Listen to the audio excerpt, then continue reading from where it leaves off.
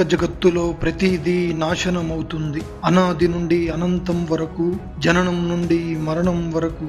కానీ మొత్తం ప్రపంచాన్నే నివ్వెరపరిచే ఓ శాశ్వత రహస్యం. మరణ సమయములోని నీ చివరి ఆలోచనే నీ తదుపరి జన్మకు కారణమా? అలాగే ఆ ఒక్క ఆలోచనతోనే సృష్టి స్థితి లయాలను అధిగమించి బ్రహ్మలోకాలను దాటి శాశ్వత పదాన్ని చేరుకోవడం సాధ్యమవుతుందా?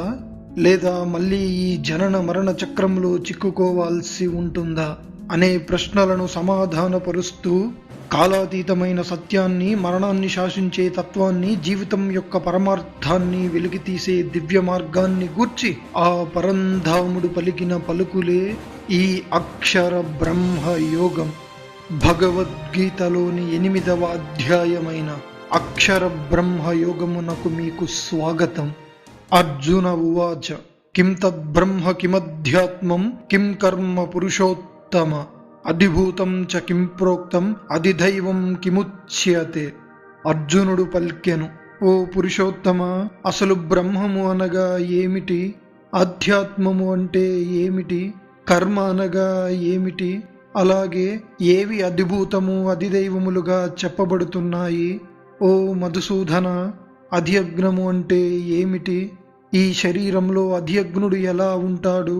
అలాగే మరణ సమయములో మనస్సును నియంత్రించిన వారు నిన్ను ఏ విధంగా తెలుసుకుంటారు అని అర్జునుడు శ్రీకృష్ణునితో పల్కెను.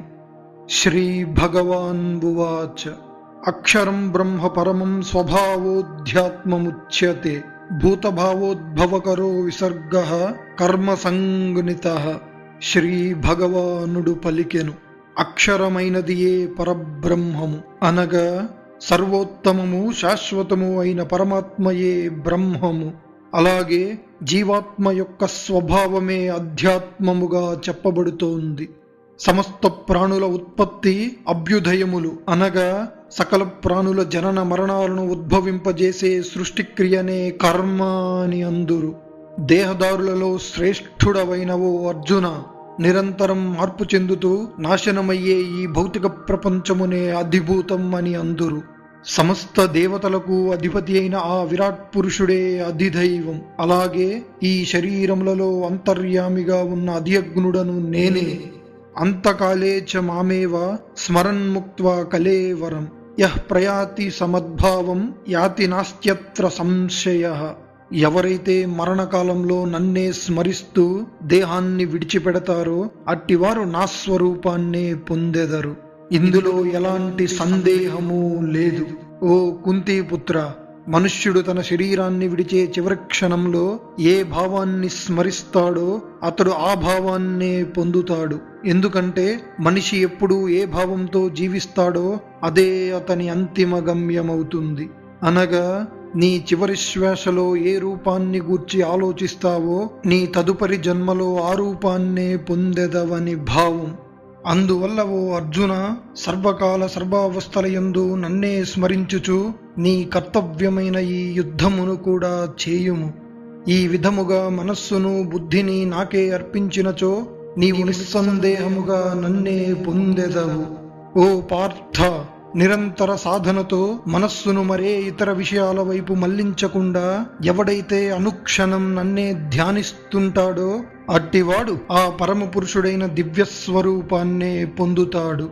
సర్వజ్ఞుడు, సనాతనుడు, సమస్తాన్ని నియంత్రించేవాడు, అణువు కన్నా సూక్ష్మమైనవాడు, సమస్తాన్ని పోషించెడివాడు, అచింత్య రూపుడు, సూర్యుని వలె ప్రకాశించెడివాడు, అజ్ఞానమనే అంధకారాన్ని పారద్రోలిడివాడు అయినటువంటి ఆ పరమాత్మను అనుక్షణం ఎవడైతే స్మరిస్తాడో అట్టి పరమభక్తుడు మరణ సమయములో యోగబలం చేత కనుబొమ్మల మధ్యన ప్రాణమును నిలిపి స్థిరమైన మనస్సుతో ఆ పరమాత్మను స్మరించుచు దివ్యమైన ఆ పరమేశ్వరుణ్ణే పొందుతాడు.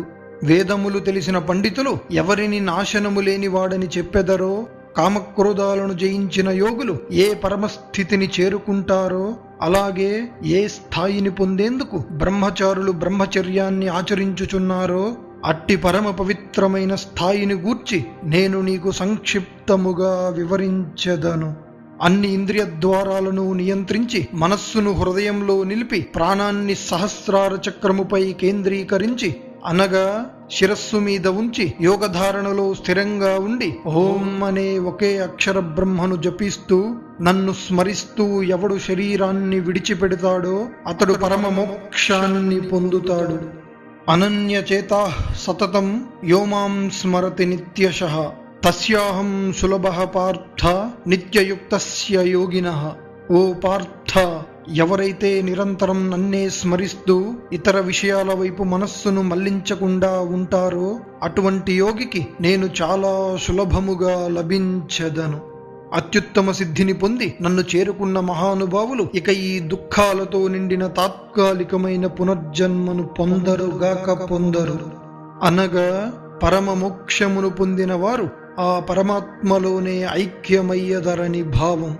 ఓ అర్జున, బ్రహ్మలోకం వరకు ఉన్న అన్ని లోకాలు ఈ సృష్టిలో పునరావృతమవుతూనే ఉంటాయి. అనగా పునర్జన్మ చక్రము నుండి తప్పించుకోలేవు. కానీ ఓ కుంతీపుత్ర, నా దివ్యస్వరూపాన్ని చేరుకున్న పిదప మళ్ళీ పునర్జన్మ అనేదే ఉండదు. సహస్రయుగ పర్యంతం అహర్యద్ బ్రహ్మణో విదుః రాత్రిం యుగ సహస్రాంతం తేహోరాత్ర విదో జనాః. 1000 చతుర్యుగముల కాలము బ్రహ్మకు ఒక పగలుతో సమానము. అలాగే బ్రహ్మకు ఒక రాత్రి కూడా 1000 చతుర్యుగముల కాలముతో సమానమని తెలుసుకున్న జ్ఞానులు నిజమైన కాలతత్వమును ఎరింగిన వారు. వివరణ: 1000 చతుర్యుగములు అనగా సత్యయుగం, త్రేతాయుగం, ద్వాపరయుగం, కలియుగం. ఈ 4 యుగాలనే చతుర్యుగములు అని అందురు. సత్యయుగం కాలపరిమితి 17,28,000 సంవత్సరాలు. త్రేతాయుగ కాలపరిమితి 12,96,000 సంవత్సరాలు. ద్వాపరయుగ కాలపరిమితి 8,64,000 సంవత్సరాలు. అలాగే కలియుగ కాలపరిమితి 4,32,000 సంవత్సరాలు. ఈ 4 యుగాలను కలిపి మహాయుగమందురు. ఆ మహాయుగ కాలపరిమితి 43,20,000 సంవత్సరాలు. ఇలాంటి మహాయుగములు 1000 కలిసినచో అది బ్రహ్మకు ఒక పగలుతో సమానము. అనగా 432 కోట్ల సంవత్సరాలు బ్రహ్మకు ఒక పగలుతో సమానము. కావున 864 కోట్ల మానవ సంవత్సరాలు బ్రహ్మకు ఒక రోజుగా పరిగణింపబడతాయి. బ్రహ్మదేవుని యొక్క పగటి సమయము ఆరంభమైనప్పుడు సమస్త జీవరాశులు అవ్యక్తము నుండి ప్రకటితమవుతాయి. మరలా బ్రహ్మ యొక్క రాత్రి సమయం ఆరంభమైనప్పుడు సమస్తము మళ్ళీ అదే అవ్యక్త స్థితిలోకి లీనమవుతాయి. ఓ పార్థ, ఈ సమస్త జీవరాశుల సమూహము పదే పదే పుట్టి పదే లయమైపోతుంటాయి. బ్రహ్మకు రాత్రి ఆరంభమైనప్పుడు అంతా లయమైపోతుంది. అలాగే బ్రహ్మకు పగలు మొదలైనప్పుడు మళ్ళీ అదే సృష్టి ప్రారంభమవుతుంది. కానీ ఈ వ్యక్తమైన మరియు అవ్యక్తమైన సృష్టి కంటే మహోన్నతమైనది మరొకటి కలదు. అది కూడా అవ్యక్తమైనదే, కానీ సనాతనమైనది. ఆ సనాతన అవ్యక్త భావము అన్ని జీవులు లోకాలు నశించినప్పటికినో అది ఏమాత్రము నశించదు. ఆ అవ్యక్తమునే అక్షరము అని పిలిచెదరు. అది ఏ సర్వోన్నతమైన గమ్యమని పండితులు చెబుతుంటారు. ఆ సర్వోత్తమమైన గమ్యమే నా పరంధామము. నా ఈ పరంధామమును చేరుకున్న వారు ఇక ఎన్నటికీ ఈ జనన మరణ సంసార చక్రంలోకి తిరిగి రారు. ఓ పార్థ, సమస్త భూతాలను తన అంతరంగమునందే కలిగి అనంత లోకాలకు వ్యాపించి ఉన్న ఆ అవ్యక్తమైన దివ్య పురుషుణ్ణి కేవలం అనన్యమైన భక్తి ద్వారానే పొందగలరు. యత్ర కాలే త్వనావృత్తిం ఆవృత్తిం చైవ యోగినః ప్రయాతాయాంతి తం కాలం వక్ష్యామి భరతర్షభ. ఓ భరతశ్రేష్ఠ అర్జున, ఏ కాలంలో మరణించిన యోగులు తిరిగి రాని లోకాలకు చేరుకుంటారో అనగా మోక్షాన్ని పొందుతారో, అలాగే ఏ కాలంలో మరణించిన వారు తిరిగి మళ్ళీ జన్మిస్తారో ఆ 2 మార్గాలను గూర్చి ఇప్పుడు నేను నీకు వివరించెదను. బ్రహ్మజ్ఞానులైన యోగులు ఉత్తరాయణ పుణ్యకాలంలో అనగా సూర్యుడు ఉత్తర దిశకు ప్రయాణించే 6 నెలల కాలంలో శుక్లపక్షంతో కూడిన పగటి సమయములో మరణించిన వారు జ్యోతిర్మయ మార్గము ద్వారా సర్వోన్నతమైన బ్రహ్మధామాన్ని చేరుకుంటారు, అనగా మోక్షాన్ని పొందుతారు. అలాగే దక్షిణాయనంలో అనగా సూర్యుడు దక్షిణ దిశకు ప్రయాణించే 6 నెలల కాలంలో కృష్ణపక్షంతో కూడిన రాత్రి సమయంలో మరణించిన యోగులు ధూమ్ర మార్గము ద్వారా స్వర్గాది లోకములకు చేరెదరు. అచట వారు చాంద్రమస జ్యోతిని పొంది తిరిగి భూలోకానికి చేరెదరు. అనగా అక్కడ వారు తమ పుణ్యఫలాలను అనుభవించి తిరిగి మళ్ళీ భూలోకాన్ని చేరెదరని భావం. ఈ జగత్తులో 2 మార్గాలు శాశ్వతమైనవిగా చెప్పబడుతున్నాయి: శుక్ల మార్గము మరియు కృష్ణ మార్గము. శుక్ల మార్గము ద్వారా వెళ్ళిన వారు మోక్షాన్ని పొందుతారు. అలాగే కృష్ణ మార్గము ద్వారా వెళ్ళిన వారు పుణ్య ఫలితాలను అనుభవించి తిరిగి మళ్ళీ పునర్జన్మను పొందెదరు. ఓ పార్థ, ఈ 2 మార్గముల యొక్క తత్వాన్ని తెలుసుకున్న యోగి ఎన్నటికీ మోహాన్ని పొందడు. కావున ఓ అర్జున, అన్ని కాలములయందు యోగములో స్థిరంగా ఉండి నన్నే పరమలక్ష్యముగా ధ్యానింపుము. వేదేషు యజ్ఞేషు తపస్సు చైవ దానేషు యత్పుణ్య ఫలం ప్రదిష్టం అత్యేతి తత్సర్వమిదం విదిత్వా యోగీ పరం స్థానముపైతి చాద్యం. ఈ తత్వరహస్యాన్ని గ్రహించిన యోగి వేదములను చదవడం ద్వారా, యజ్ఞములను చేయడం ద్వారా, తపస్సును ఆచరించడం ద్వారా, అలాగే దానములు ఇవ్వడం ద్వారా పొందే పుణ్య ఫలితాన్ని అధిగమించి అత్యున్నతమైన సనాతన పరంధామాన్ని పొందెదరని శ్రీకృష్ణ పరమాత్మ అర్జునునితో పల్కెను.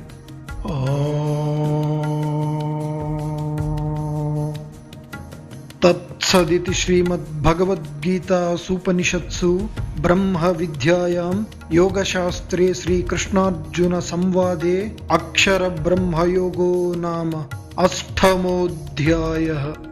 ఈ విధముగా శ్రీమద్భగవద్గీతలోని 8వ అధ్యాయమైన అక్షర బ్రహ్మయోగం ముగుస్తుంది.